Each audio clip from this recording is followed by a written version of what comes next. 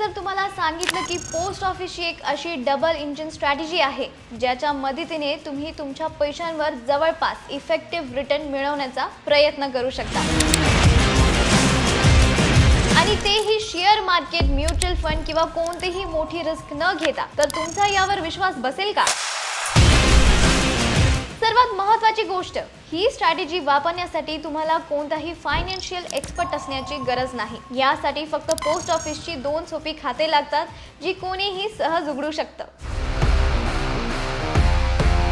जर तुम्ही हा व्हिडिओ शेवटपर्यंत पाहिला तर ही स्ट्रॅटेजी तुम्हाला इतक्या सोप्या भाषेत समजेल की ही पद्धत तुमच्यासाठी योग्य आहे की नाही हे तुम्ही स्वतः ठरवू शकता. नमस्कार मित्रांनो, मी आहे निकिता दादासाहेब तुपे आणि तुमचं बॉसवाला मराठी चॅनलमध्ये खूप खूप स्वागत आहे.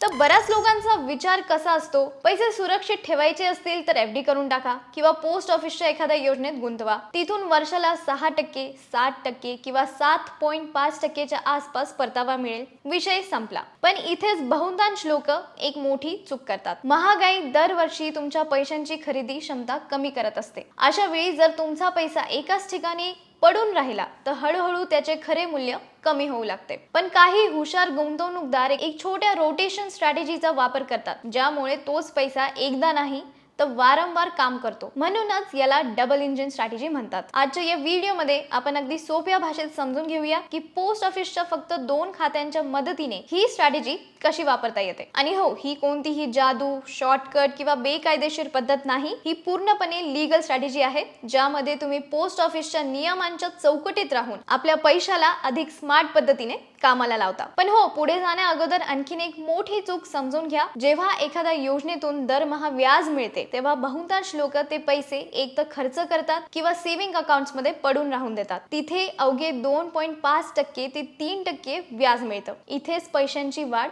थांबते. ही सर्वात मोठी फायनान्शियल मिस्टेक आहे. आणि जर तेच व्याज दरमहा योग्य ठिकाणी पुन्हा गुंतवले तर हळूहळू कंपाऊंडिंग म्हणजे चक्रवाढ व्याजची ताकद काम करू लागते आणि दीर्घकाळात तोच पैसा खूप वेगाने वाढू शकतो. आणि हो, हे सगळं झालं, पण जर तुम्ही आपल्या चॅनलवरती नवीन असाल तर बॉसवाला मराठी चॅनलला सबस्क्राईब करायला विसरू नका आणि ती शेजारची बेल आयकॉन नक्की दाबा, जेणेकरून असेच महत्त्वपूर्ण अपडेट्स तुमच्याकडून मिस होणार नाही. चला तर मग सुरू करूया. सर्वात पहिले डबल इंजिन स्ट्रॅटेजी कशी काम करते हे मी तुम्हाला सांगते. हे बघा, महागाईला हरवायचे असेल तर फक्त पैसे वाचवणे पुरेसे नाही. तुमच्या पैशांकडे 2 इंजिन असावे लागतील. पहिलं इंजिन म्हणजे तुमच्यासाठी दरमहा एक ठरलेला नफा किंवा व्याज तयार करेल. दुसरं इंजिन त्या मिळालेल्या व्याजाला पुन्हा गुंतवून चक्रवाढ व्याजाच्या ताकदीने तो पैसा सतत वाढवत राहील. म्हणजेच एक इंजिन पैसा कमवेल आणि दुसरा इंजिन त्या कमवलेल्या पैशातून नवीन पैसे बनवेल. आता कन्फ्यूज होण्याची गरज नाहीये, इथे उदाहरणाने आपण समजून घेऊया. हे बघा, मानून चला तुमच्याकडे 5 लाख रुपये आहेत. पहिली स्टेप आहे, सर्वात आधी हे 5 लाख रुपये post office monthly income scheme मध्ये गुंतवा. सध्याच्या व्याजाचा दर सुमारे 7.4% मानला तर तुम्हाला दरमहा जवळपास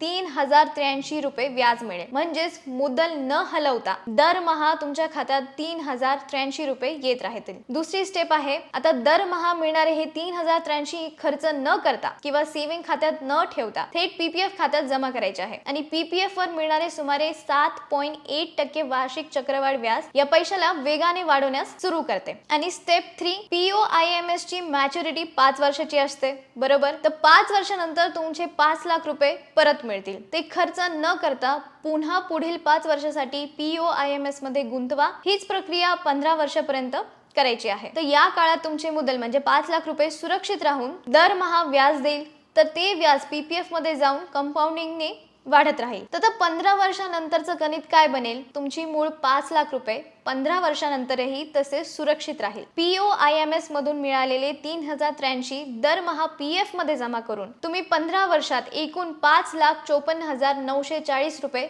जमा केले, जे तुमच्या खिशातून नाही तर व्याजातून आले आहेत. आणि पीपीएफ मधील कंपाऊंडिंग मुळे तुम्हाला 4,48,443 रुपये फक्त व्याज मिळाले. म्हणजे 15 वर्षानंतर तुमच्या पीपीएफ खात्याचे एकूण मूल्य सुमारे 10,03,383 रुपये होईल. ते बघा, लक्षात घ्या, हे जे 10 लाख रुपये त्या व्याजातून बनले आहेत, जे दरमहा POIMS मधून येत होते, आणि तुमचे मूळ 5 लाख रुपये अजूनही तुमच्याकडे सुरक्षित आहे. आता तुमच्या मनात प्रश्न असेल की हा 13% इफेक्टिव्ह रिटर्न कसा बनतो? तर तुमचे मूळ 5 लाख रुपये 15 वर्षे सुरक्षित राहिले, पण त्यावरून मिळणाऱ्या व्याजातून तुम्ही 10,03,383 रुपयाचा एक वेगळा फंड तयार केला आणि या 10,03,383 रुपयाला जर 15 वर्षांनी भागले तर सरासरी दरवर्षी तुम्हाला 66,872 रुपयाचा फायदा होतो. जर या वार्षिक फायद्याची तुलना तुमच्या मूळ 5 लाखांशी केली तर हा परतावा जवळपास 13.37% इफेक्टिव्ह रिटर्न इतका होतो. आता अजून एक प्रश्न पडला, जर 5 लाखापेक्षा जास्त रक्कम असली तर